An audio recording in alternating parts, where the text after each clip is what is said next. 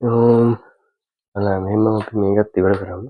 ඒ කියන්නේ 8 වෙනි ප්‍රශ්නේ කියන්නේ 85 10 වසර අවසාන වාර පරීක්ෂණයේ 8 වෙනි රචනා ප්‍රශ්නයයි මේ තියෙන්නේ.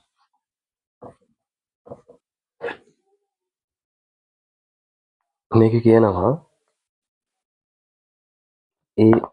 මේකෙත් අර සාමාන්‍ය විදිහට ABCD කොටස් ටික වෙන් කරලා තියෙනවා. ඒ කොටස කියනවා පෝෂණීය අතිරේක ආහාරයක් අඩංගු පැකට්ටුවක දවටනයක් පහත දැක්වේ. ඒකේ ග්‍රෑම් 100ක් තුළ අඩංගු පෝෂක ද්‍රව්‍යයන් ටික වට දීලා තියෙනවා. සහ අන්තිමට විටමින් සහ පොටෑසියම් කනිජ ලවණ සෙට් එක දීලා තියෙනවා. ඒවයි ග්‍රෑම් ගණන් ශක්තියේ කිලෝ කැලරි වලින් මැල්ලා තියෙනවා. වල මොනවද අහන්නේ කියලා. මෙහි බහුලතම සංඝටකයේහි තැනුම මේකේ මොකක්ද දානවා. මොකද්ද මේකේ බහුලතම තියෙන ග්‍රෑම් ගන්න. 61.9 නේ කාබෝහයිඩ්‍රේට්. කාබෝහයිඩ්‍රේට් තැනුම මේකේ ග්ලූකෝස්. ග්ලූකෝස් තමයි අංකයකට උත්තරේ එන්නේ. ඊට අමතරව ඕනම් ප්‍රෝටීන වල තැනුම එක කිව්වොත් එහෙම ඇමයිනෝ ආම්ල මේදවල නම් ලිපිඩ ඒ කියන්නේ මේදේ කියන්නේ ලිපිඩ වල තැනුම එකේ මේද ආම්ල ග්ලිසරෝල් මේකේ ඒ ටික තමයි විටමින් දීලා තියෙන ඔක්කොම වගේ. ඒ කියන්නේ විටමින් කොටස් දෙකකට එහෙම බෙදෙනවා. එතකොට ඒවා මතක තියාගන්න විටමින් කොටස් දෙකකට බෙදෙනවා මේ ද්‍රව විටමින් සහ ජල ද්‍රව විටමින් කියලා. ඒකේ K A D E එන්නේ මේ ද්‍රව විටමින් වලට. බලමු. කාබන් හයිඩ්‍රජන් සහ ඔක්සිජන් මූලද්‍රව්‍ය පමණක් සෑදුණු ලේබලයේ සඳහන් වන සංඝටක දෙකක් හා ඒවා අඩංගු වන ප්‍රමාණ පිළිවෙලින් ලියන්න. කාබන් හයිඩ්‍රජන් ඔක්සිජන් යන මූලද්‍රව්‍ය වලින් පමණක් හැදිච්ච ලේබලයේ සඳහන් වන සංඝටක දෙකක්. මොකද සංඝටක දෙක? කාබෝහයිඩ්‍රේට් හා මේදය. ඒ ප්‍රමාණ පිළිවෙලින් ලියන්න කියනවා. කාබෝහයිඩ්‍රේට් 61.9 ග්‍රෑම්, මේදය 70.8 ග්‍රෑම්. දෙක ලියුවනම් හරි. ඊට පස්සේ 3 කියනවා මෙම පෝෂණීය අතිරේක ආහාරය උදෑසන ආහාරය ලෙස ලබා ගන්නා සිසුවෙකුට ශක්තිය ලබා දෙන පෝෂක පදාර්ථ දෙකක් මොනවාද? මේ ආහාර වේල ග්‍රෑම් 100ක ආහාර වේල ඇතුළේ තියෙන ශක්තිය ලබා ගැනීම පෝෂක පදාර්ථ දෙකක්. කාබෝහයිඩ්‍රේට් එක පෝෂක පදාර්ථයක්. ශක්තිය හම්බ වෙනවා. ඊට පස්සේ විටමින් වර්ග එක පෝෂක පදාර්ථයක්. ප්‍රෝටීන වලින් ශක්තිය හම්බ වෙන එක පෝෂක පදාර්ථයක්. මේදේ කියන එක ගන්නත් පුළුවන්. සාමාන්‍යයෙන් අපිට ශක්තිය ගැන කතා කරද්දී එකට නම්බර් 1 ඒ කියන්නේ එකට එන්නේ කාබෝහයිඩ්‍රේට්, දෙවෙනියට එන්නේ ප්‍රෝටීන් නෙමෙයි ලිපිඩ තමයි. ලිපිඩ වලින් පස්සේ තුන්වෙනියට තමයි ප්‍රෝටීන කියන එක එන්නේ. ඒතර ඔය 1 2 3 පිළිවෙලට අපිට පොතේ දීලා තිබ්බට ඇත්ත ජීවිතයේදී ශක්තිය ලබා දෙන කියන එකට එන ෆස්ට් එකට টොප් 1 එකට එන්නේ කාබෝහයිඩ්‍රේට්. දෙවෙනියට තමයි එන්නේ ලිපිඩ, තුන්වෙනියට තමයි ප්‍රෝටීන එන්නේ. හරිද? හොඳයි. එතකොට මේකේ පෝෂක පදාර්ථ දෙකක් නේ කාබෝහයිඩ්‍රේට් මේදේ කියන දෙක ගන්න පුළුවන්. එහෙම නැත්නම් ප්‍රෝටීන ලියන්නත් පුළුවන් අවුලක් නැහැ. 4 කියනවා මෙහි මේදේ අඩංගුද පරීක්ෂා කිරීමට විද්‍යාගාරයේදී යොදාගත හැකි රසායනික ද්‍රව්‍යයක් නම් කර. මොකක්ද? ලිපිඩ නැත්නම් මේද හඳුනාගන්න පරීක්ෂණයේ තියෙන සුඩෑන් 3 පරීක්ෂාව. ඒතර අදාළ ආහාර නියදයට සුඩෑන් 3 ආහාර නියදයේ සුඩෑන් 3 එකට දාලා තිබ්බහම මේකේ අහන්නේ රසායනික ද්‍රව්‍යයක් නේ ඊට පස්සේ අහන නිරීක්ෂණ. පස්වෙනි ප්‍රශ්නේ. නිරීක්ෂණ තමයි එන්නේ සුඩෑන් 3 දැම්මහන් පස්සේ රතු පැහැති මේද ගෝලිකා ද්‍රාවණය පාවෙන. මේද ගෝලිකා තියෙනවා. මේද ගෝලිකා ටික රතු පැහැති මේද ගෝලිකා ද්‍රාවණය මත පාවේ කියන එක තමයි නිරීක්ෂණයට එන්නේ. ඒකට සුඩෑන් 3 තමයි මේකට දාන ප්‍රතිකාරක නැත්නම් රසායනික ද්‍රව්‍ය මේද පරීක්ෂණ මේද හඳුනගන්න. ඒකෙන් අපිට හම්බෙන නිරීක්ෂණ තමයි රතු පැහැති මේද ගෝලිකා ද්‍රාවණය මත පාවේ. 6 කියනවා තන්තු අඩංගු වීම නිසා එම ආහාරය ගැනීමෙන් ශරීරයට ලැබෙන ප්‍රයෝජනයක්. තන්තු අපිට හම්බෙන එකෙන් මේ ආහාරයෙන් අපිට තන්තු හම්බ වෙනවනේ. තන්තු දිනනවා ග්‍රෑම් 1.7ක්. ඒතර ඒකෙන් අපිට තියෙන වාසිය මොකද්ද කියලා. ඒකෙන් නම් අපිට තියෙන වාසි කීපයක්. වාසි මං දෙකක් කිව්වොත් එහෙම එකක් මලබද්ධය වළක්ව ගන්න පුළුවන් තන්තු දින ආහාර කෑවා. එක මලබද්ධය වළක්වා ගැනීමට හැකි වීම. දෙවෙනි එක තමයි තන්තු තියෙන ආහාර වැඩියෙන් ගත්තාම අපේ ජීර්ණය පහසු කරනවා. ආමාශයේ ඇඳට ඇඹරෙන එක, ආමාශයේ රසායන ද්‍රව්‍ය ක්‍රියාකාරීත්වය කියන ජීර්ණය කියන පොදුවේ ජීර්ණය කියන කොටස. ජීර්ණය පහසු කිරීම කියන එක ගන්න පුළුවන්. තන්තු බහුල ආහාර කෑම. එකයි ලියන්න කියන්නේ මොකද දෙකෙන් එකක් ලියන්න. 4 කියනවා රක්තහීනතාවය ඇතිවීම වළක්වාලන මෙම ආහාරය අඩංගු පෝෂක සංඝටක. යකඩ එක පෝෂක සංඝටකයක්. විටමින් එක පෝෂක සංඝටකයක්. ඒවා ගන්න පුළුවන්. මේ ඔක්කොම ටික අහලා තිබ්බේ 10 වසරේ පළවෙනි පාඩමට අදාළව. එතකොට 10 වසරේ පළවෙනි පාඩමට ලොකු ෆෝකස් එකක් දෙන්න මේ 10 වසරේ පේපර් එකනේ. පළවෙනි හේතුව 10 වසරේ පළවෙනි පාඩම 11 වසරේ O level පේපර් එක දක්වා යනවා. හැලෙන පාඩමක් නෙමෙයි ඒක. ගොඩක් ෆෝකස් වෙනවා 11 වසරට. ඒක නිසා උදව්වක් වෙනවා. ඉන්න පාඩම් කරගන්න 10 වසරේ පළවෙනි පාඩම.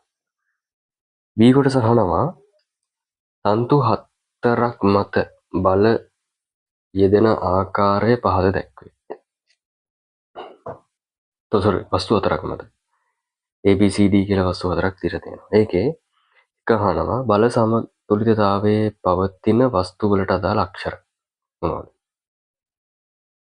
ඒවල දීලා තියෙන නිව්ටන් 10ක් උඩට ඇදලා තියෙනවා. මෙහෙම නිව්ටන් 10ක් උඩට ඇදලා තියෙනවා. මේ පැත්තට නිව්ටන් 20ක් පල්ලෙහාට.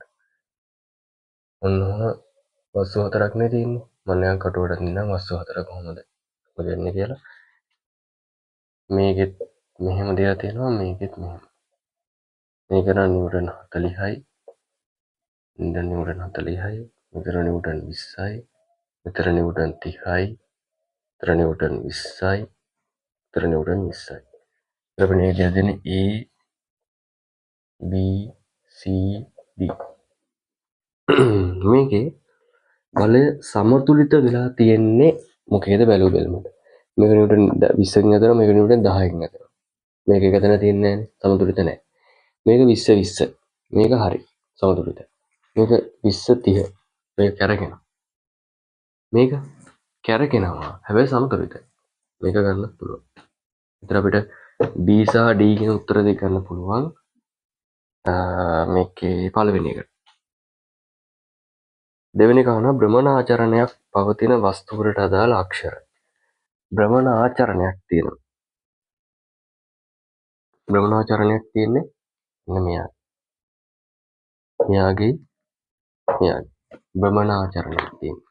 අක්ෂරණය අහන්නේ මෙයා ගන්නත් පුළුවන් භ්‍රමණාචරණයක් තියෙනවා. භ්‍රමණය වෙනවා. මේක මේ පැත්තට භ්‍රමණය වෙනවා. දෙකම එහෙම.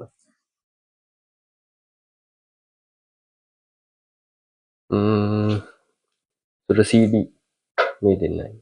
දෙවෙනි එකට. බල යුග්මයක් දෙක හැකි වස්තුව මෙයා.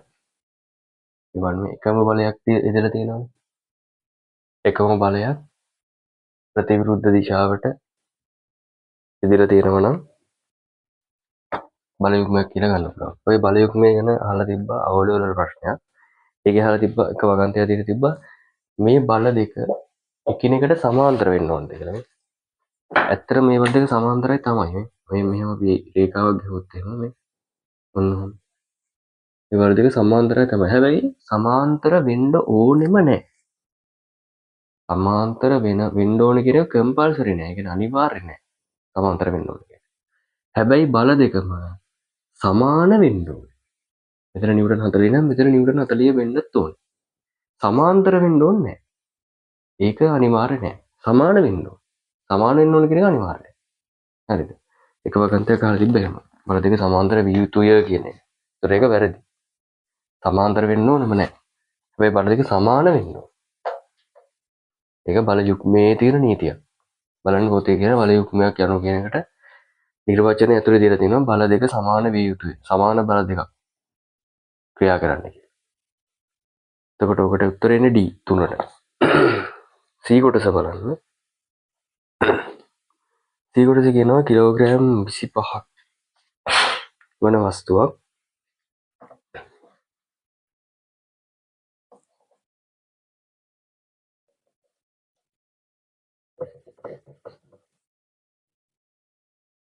කිලෝග්‍රෑම් 25ක් වන වස්තුවක් පහත රූපයේ තිරස්තලයක් ඔස්සේ 4 m ශ්‍රේණියක ඒකාකාර ප්‍රවේගයෙන් ඒ ලක්ෂ්‍යය වෙත ළඟා වේ.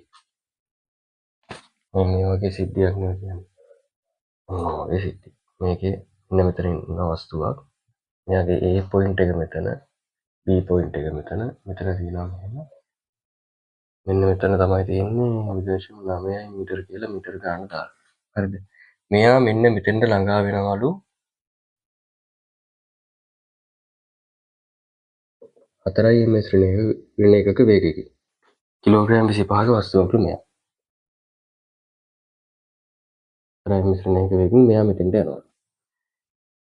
ඉන්පසු ඔය වස්තුව ආනත්තලයේ දිගේ මෙතෙන්ට ආනත්තලයේ දිගේ ගමන් කර B ලක්ෂ්‍යය වෙතට ළඟා වේ.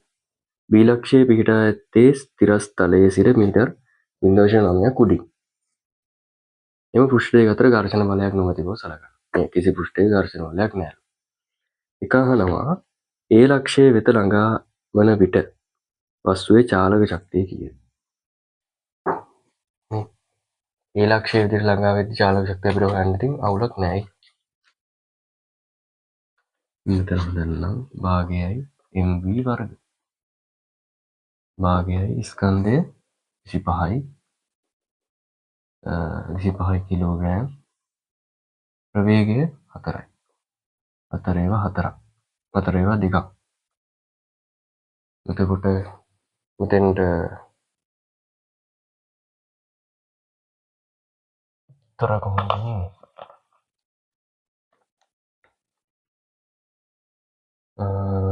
මෙතන දෙවරක් 4 8යි. වැඩි කිරීම 25 200යි. 200යි ජූල් කරනවා. මෙන්න මෙතන චාලක ශක්තිය. අපිට එතන EK හම්බුණා. එම වස්තුව B ලක්ෂ්‍යය වෙත ළඟා වීමට හැකිද ඔබේ පිළිතුර ගණනය කරන්න. මෙයන් ඔතනදී අර කලින් අපි කතා කරපු සූත්‍රයෙන්ම තමයි මෙතන දාන්නේ. මොකද රොකට් එකේ කතා කරා රොකට් එකේදී අපි විභව ශක්තිය සහ චාලක ශක්තිය සමාන කරා. සමාන කරලා උස හොයාගත්තා. අන්න ඒ සිද්ධිය තමයි මෙතන තියෙන්නේ. හේතුව මෙයා මෙතන ඉඳන් මේ 0.9ක උසකට ළඟා වෙන්න පුළුවන්ද බැරිද කියලා යහන්නේ. ඇත්තටම මේ 0.9කට උසකට ළඟා වෙන්න පුළුවන් නම් මෙයා මෙතන ගත්ත චාලක ශක්තිය තමයි මෙතනදී මෙයා මෙතන ගියොතින් එහෙම මෙයාගේ විභව ශක්තිය වෙන්නේ.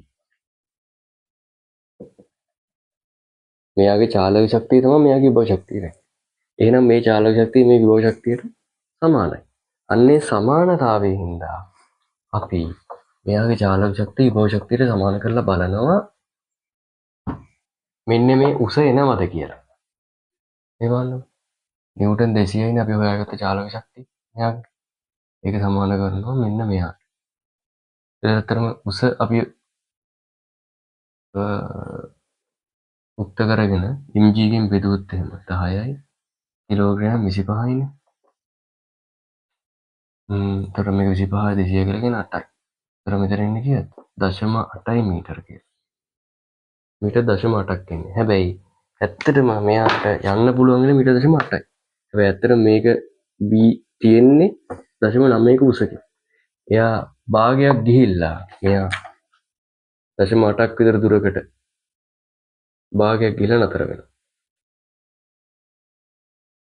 මෙතෙන්ට යන්න හම්බෙන්නේ නැහැ. භාගයක් ගිහිල්ලා නතර වෙනවා. එන්න එක තමයි මම කියන්නේ විතර ගණනයෙන් දක්වන්න කියලා කියන්නේ මෙන්න මේ ටික ලියුණා හරි. මේ ගණනය ලියුණා. හැකි වේද? හැකි වේද කියලාත් අහනවනේ. හැකි වේද නම් නොහැකි කියලා ලියන්න ඕනේ. නොහැකි කියලා ලියලා මේ මෙහෙම ගාන හතර පෙන්නන්න. 0.8 අරන් පෙන්නන්න 0.9 කියන එක ඊට වඩා වැඩි. ඒක නිසා ගොඩක් උස තියෙනවා. ඔන්නෝම තමයි ඔකේ ඔය ගණන් ඉවර වෙන්නේ. තව අපිට තියෙනවා 9 වෙනි ගාන තියෙනවා හදන්න. 9 වෙනි ගානෙන් පස්සේ ඉවරයි. ඒකත් ඉස්සරහට ගෙනෙයි.